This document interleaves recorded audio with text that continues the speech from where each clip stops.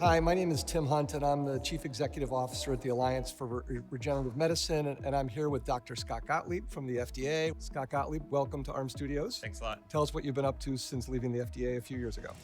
So I'm still doing policy work. I work at the American Enterprise Institute. I'm doing investment work. So I went back to NEA, New Enterprise Associates, a venture capital firm.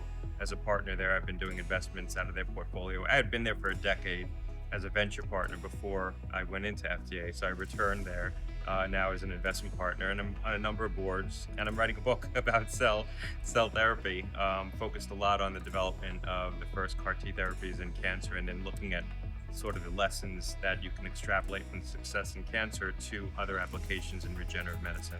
We see a lot of investors are very enthusiastic about the field of cell and gene therapy, but some are on the sidelines, certainly. When you look at the field, what do you think of as sort of the reason to believe in cell and gene therapy now, but also in the future? Yeah, look, I think that the investment capital follows success. And I think that, once we turn over a few more cards, you're going to see a lot of that capital come back into the space. There's been obviously challenges. There's challenges with reimbursement. There's challenges with the high cost of delivery and manufacturing. I think a lot of those CMC challenges are going to get solved for. And I think as the therapeutic opportunities become more palpable, a lot of the reimbursement challenges will get solved for as well. But I think the inflection point, there'll be a number of near-term inflection points if I was to kind of look into the future. I think one is going to be the application of CAR T in autoimmune diseases. Some of the early trials that we're seeing, early successes, really are profound. And I think that as you collect more clinical data, that's going to really start to capture people's awareness and consciousness about what the potential is. Anything else we should know about your book? The goal in writing the book was really to try to tell the story of how innovation, so two goals. One was to try to tell the story of how innovation happens and this 30-year journey, and try to look at how we were successful in cancer and what we could learn from that we can now apply to how we're going to be successful in other applications of cell therapies. My other goal was that I lived some of that history. I lived the history of the final approval of Kymriah, but also the creation of a framework at the time that we felt would create this pathway for other cell therapies to be developed. At the same time that we made sure patients weren't being harmed by products that were being, as we started out saying, marketed in clinics that hadn't gone through a careful development process. And I wanted to tell some of that story of the policy making and the thought that went into that, and why that was so important as well. So hopefully I've achieved both those goals, and look forward to having the book out next year. Congratulations. I know you've still got to finish up the book, but it's coming. Sure. All right. Thanks for coming in. Thanks for having me. Great.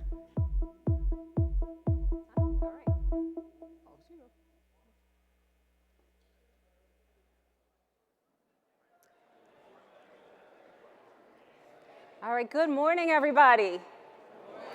No. Good morning, everybody. Good morning. Okay, thank you. So I'd like to welcome you to day 2 of Meeting on the Mesa. I've heard overwhelmingly positive feedback about day 1, and just from Scott Gottlieb to Nicole Verdun to Kath Bollard. So just want to say, just thank you for everyone who is attending Meeting on the Mesa so far. I also got to see some old friends as well as some new faces at the reception last night.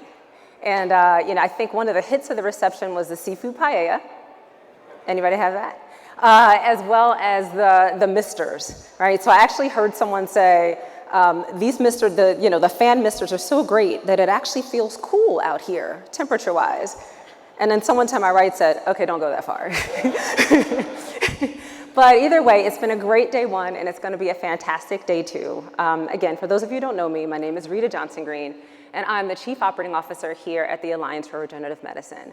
I am responsible for our 2 revenue streams, membership, as well as events, and finance and people and culture, and our strategic initiatives, and that includes our Women's Executive Forum, which I'm going to talk a bit about, as well as our GROW program.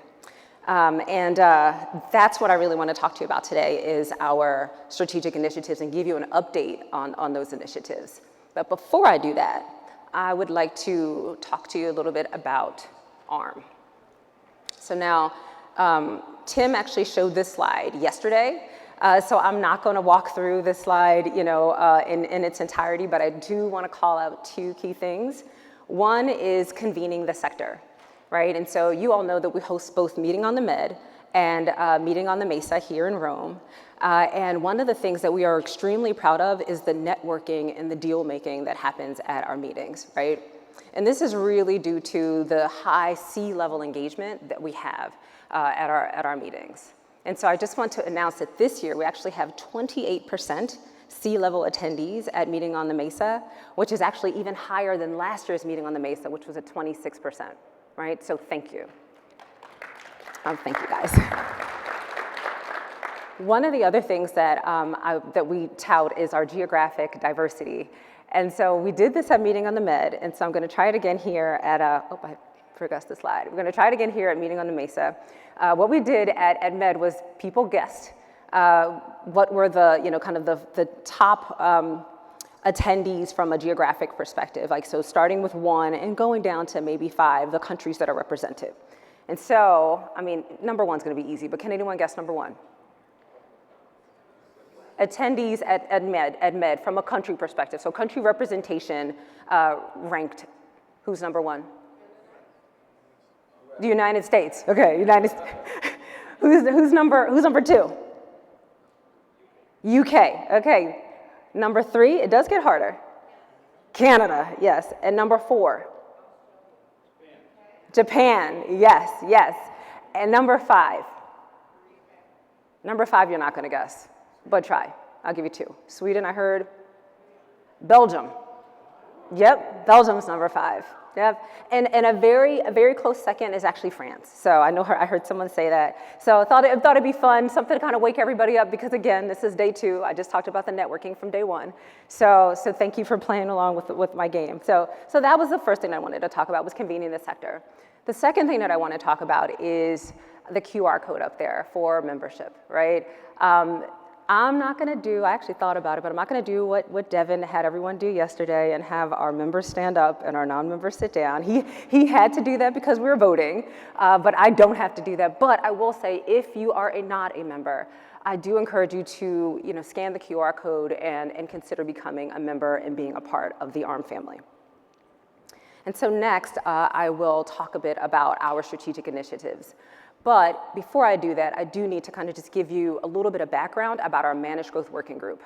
And this is a board-led working group that was started in 2023 that's really focused on answering critical questions about ARM's future, right? And so I want to thank Robert Eng of VorBio because he led this working group, as well as the other board members that were a part of it. And so what they did was really make key recommendations that are gonna enable the growth of ARM. And so, you can see the topics that they considered last year, and they actually made recommendations about all of those topics. But there's one that I want to hone in on today, which is our geographic expansion. And so how are we thinking about our membership in the US, Europe, as well as Asia? And so that is kind of what led to our Asia geographic expansion initiatives.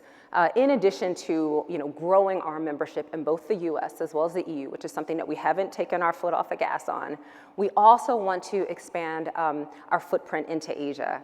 And so I know that this is a busy slide, but the reason that it's so important is because it really does demonstrate all of the work that has gone into our Asia expansion initiatives this year. And so I'm really just grateful to the entire ARM staff, as well as many of you in this room. I mean, board members as well as other members have really gone in to inform this strategy and a lot of the work and execution that has gone into this. And so just really proud of these. And so I'm not gonna walk through the entire slide in its detail, but I do wanna just kind of highlight the cell and gene therapy development in Japan survey, which I'm gonna talk a bit more about on the next slide.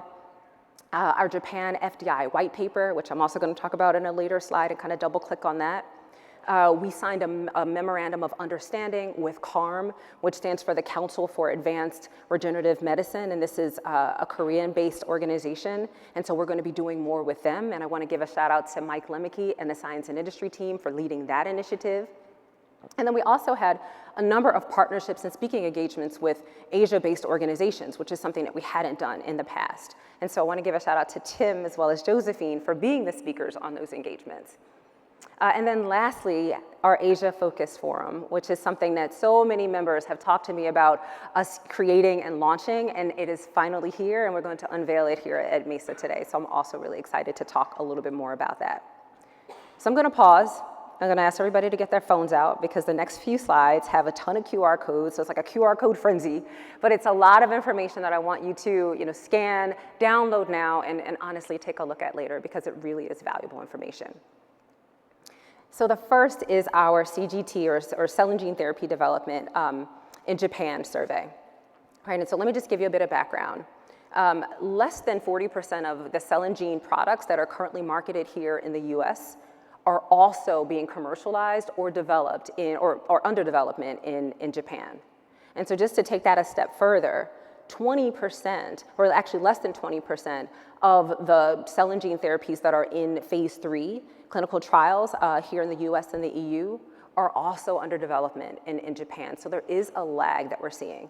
And so ARM decided to partner with an organization called FIRM, which stands for the Forum for Innovative and Regenerative Medicine, which is a Japan-based organization, as well as Alira Health, which is a member company.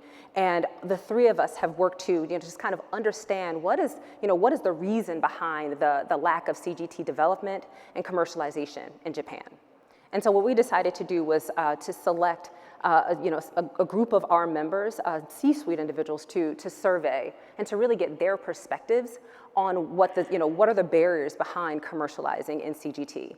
And so this survey consisted of both a written form as well as some individuals actually spoke with us for about 30 minutes. And so I do want to thank the member companies that participated in that survey. And I'm excited to say that we are releasing the results of that survey today. Well, it was actually released yesterday, but we're unveiling it at ARM. And this is really, kind of the first step in a multi-step process. And so if you think about, the survey results, what we want to do with them is kind of prioritize what those barriers are to commercialization in Japan so that we can begin to ameliorate them, right? And attack them, whether it's education, whatever it may be. Let's begin to work together so that we can begin to, increase commercialization in Japan. And so I do urge you to scan the QR code there so that you can download this valuable report because it really is helpful information about commercialization in Japan and what the perceived barriers are. And so with that, I want to go back over to my notes because I don't want to forget to thank anyone, but I do want to thank the FIRM team, the Alira Health team, as well as Laura, Will, Max, Takashi, Brad, and all of those that were involved in this really valuable work. And if I left anyone out, please charge it to my head and not my heart, but this is really valuable work and I just want to thank you for it. Next, I want to talk about the Japan FDI white paper. And so this white paper is really about the key considerations for a company that's contemplating foreign direct investment, again, in Japan. And this is a really comprehensive white paper. I love the fact that I see people with their phones out scanning the QR code. This is a really comprehensive white paper that looks at real estate, looks at utilities and infrastructure, as well as capital investment. And these are all just extremely important factors that you should consider if you're considering investing in Japan. And so again, if this is something that you may consider either now or in the future, please download the QR code because this is a must read. And I want to give a huge thanks to Josephine and Matt. Josephine is from the ARM team and Matt is from the JLL team for partnering to create this valuable FDI white paper. And then lastly, our Asia Pac Forum. So I am really excited about this one, and please, everyone download it, scan the QR code here. But this is something that, as we've been really working on our Asia-focused initiatives, people have been saying, hey, we really need an opportunity to kind of get together and talk about Asia and what are the next steps going to be and what are we going to be doing in 2025. And so we are officially launching our Asia Pac Forum. It's going to convene our ARM members with expertise and an interest in learning more about Asia. In our initiatives, as well as kind of assist the staff in identifying and developing opportunities for us to expand into Asia. And so please, if you have any interest at all and you are a member of ARM, please scan the QR code. We are launching, we're actually going to be having our first forum meetings later on this month. So this is coming up soon, and we'd really like to see you all there. And so I want to thank Josephine and Laura, as well as Robin and everyone for really bringing this to fruition. I think we're really excited about this, and it's going to be a really powerful initiative as we go into 2025. I'd also like to put a plug in for our member survey. this member survey launched just a few weeks back. And it's really a way for us to better serve you, right? And it takes about 7 minutes. I want to thank Robin for leading this initiative, but then all of the other ARM staff members for contributing to the survey. But it closes this Friday, so please, 7 minutes. The responses are anonymous, but take a moment and help us understand how we can serve you better, okay? And then I want to talk about our Women's Executive Forum. So we actually we had a breakfast this morning from 8 to 9 o'clock today. It was a fantastic breakfast, and this is just a way for the female executives who are working at ARM member companies to come together, to uplift each other, support each other, and so it's just a wonderful group of women. And this is our third event of the year. We actually, we've hosted breakfast at Facilitate as well as at our meeting on the Mediterranean, and we actually had a webinar that Leaders Edge hosted about, females in leadership. And so this is a fantastic group. Again, I want to thank everyone who came today and supported the breakfast. And I also, of course, want to thank our sponsors, Sarepta, as well as C3I, for sponsoring the women's breakfast today. And I need to thank Laura, Robin, and Susan Nichols, our board member, for being the leaders of the Women's Executive Forum.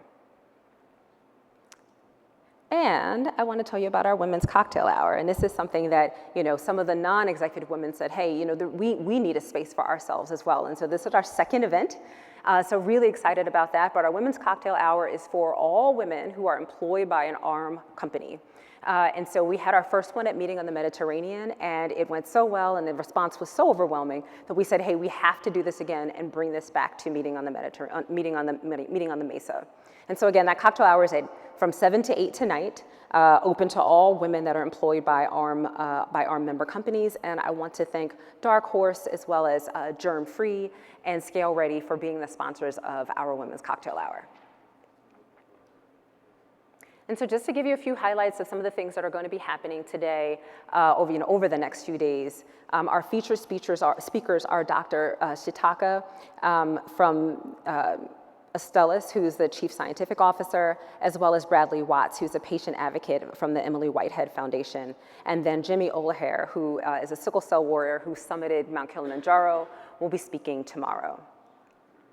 And so the last thing that I want to leave you with before I bring Shakita up here, who is the director of our GROW program, is I just want to celebrate, our GROW program and our GROW interns who are here today. And Shakita's going to introduce them and bring them up on the stage, so I don't want to steal her thunder. But we actually had 20 GROW students this year across 16 sponsoring companies. This is the largest GROW cohort that we've ever had, so extremely proud about that.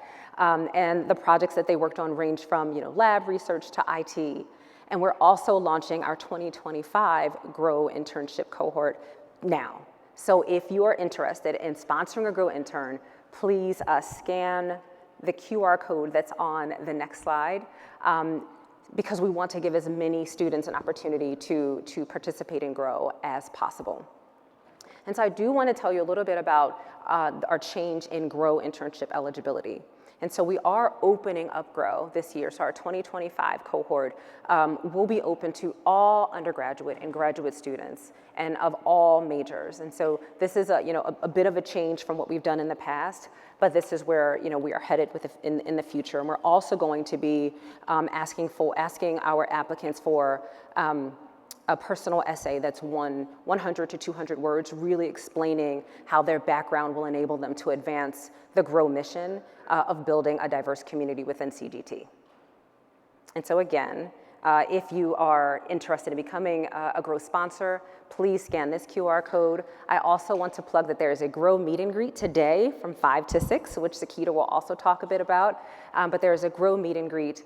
So please, please, please come out and support our GROW interns. They have been at events, at our networking events at the end of Sunday night as well as Monday evening, and I've seen many of you talking to them and just encouraging them. So please, if you haven't, over the next few days, when you see a GROW intern, please have a conversation with them. Tell them about your background. Tell them about your journey. Pour into them. Last year at Meeting on the Mesa, I said that you have an opportunity to change the trajectory of someone's life, and it is so true. And so please, whether you're a sponsor or not, please, while you're here, pour into our Grow interns, because it's a wonderful opportunity to share your story so that they can leverage your story as they're beginning to create their own stories. So with that, I want to thank you, and I want to thank Shakita for leading the Grow team and leading the Grow internship program, and I want to introduce her to the stage. Thank you.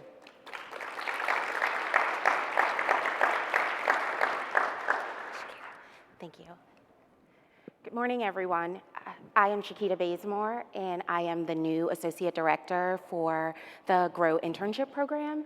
And I am very pleased and excited to, for the next few minutes, go over the 2025 Grow internship program process with you, also to catch you up on where our previous Grow cohorts are now, and then, of course, to introduce you to our 2024 Grow cohort. So the Grow internship program is still an internship program that is focused on creating diversity within the cell and gene therapy sector, and doing so by providing early career paid opportunities to our students.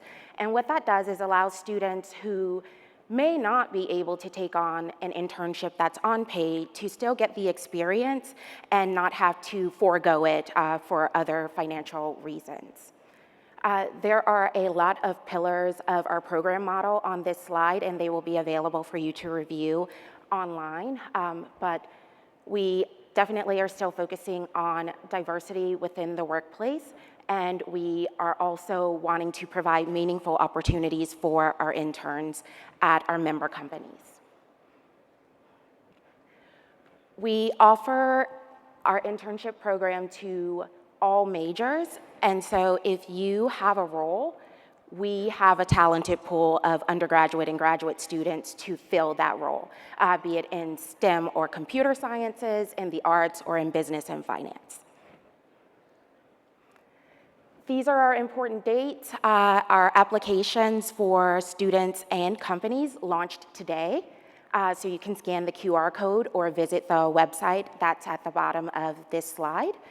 Applications will be open through February 15th of next year, and then the internship will start around June 2nd and run until August 22nd for the 12-week program.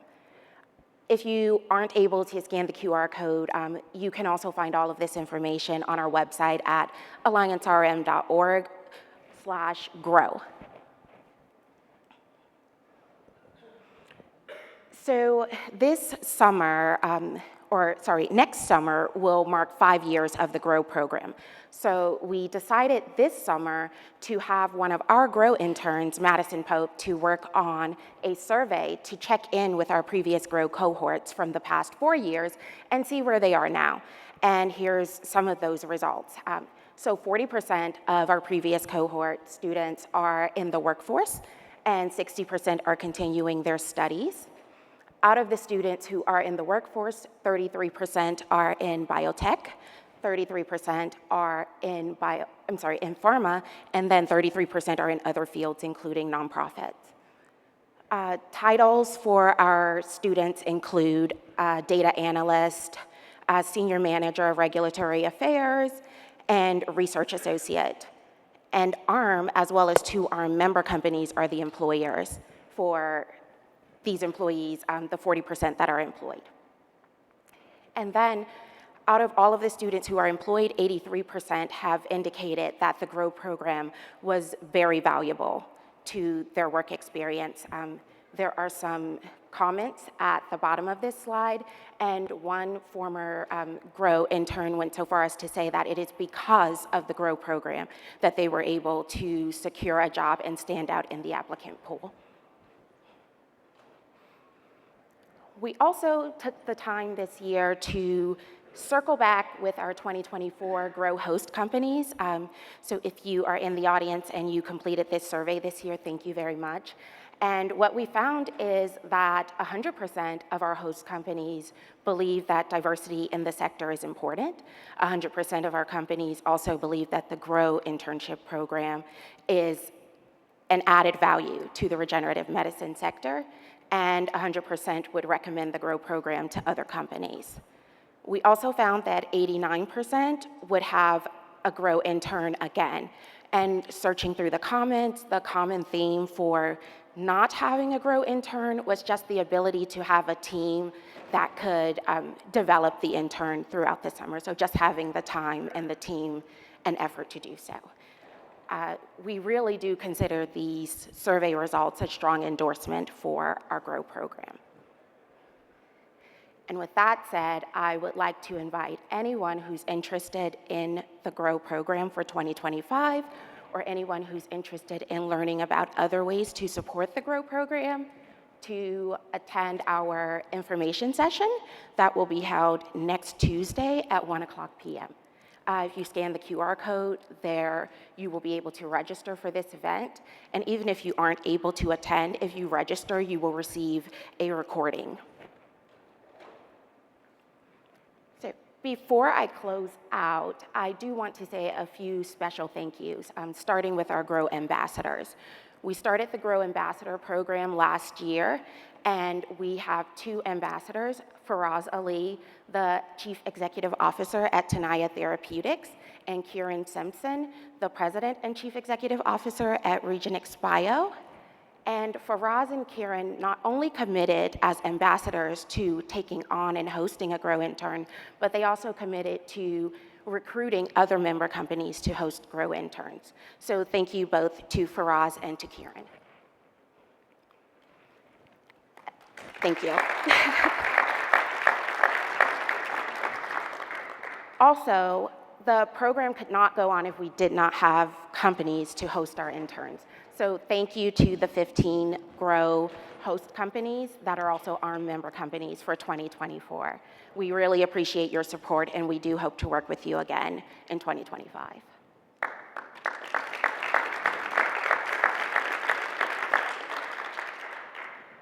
And now, last but certainly not least, I would like to recognize the 2024 Grow cohort of students. They are sitting in the first 2 rows in the middle. If you guys could stand up and turn around to be recognized. Thank you.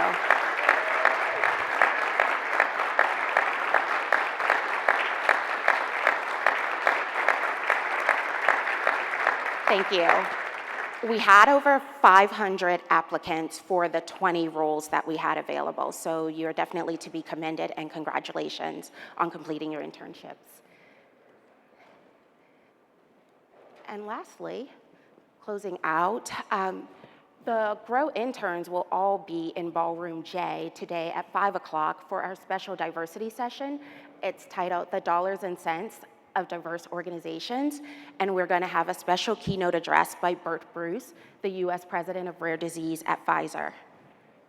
Please join us if you're able to. Following Bert's address, you will have time to meet and mingle with our Grow interns if you haven't already done so.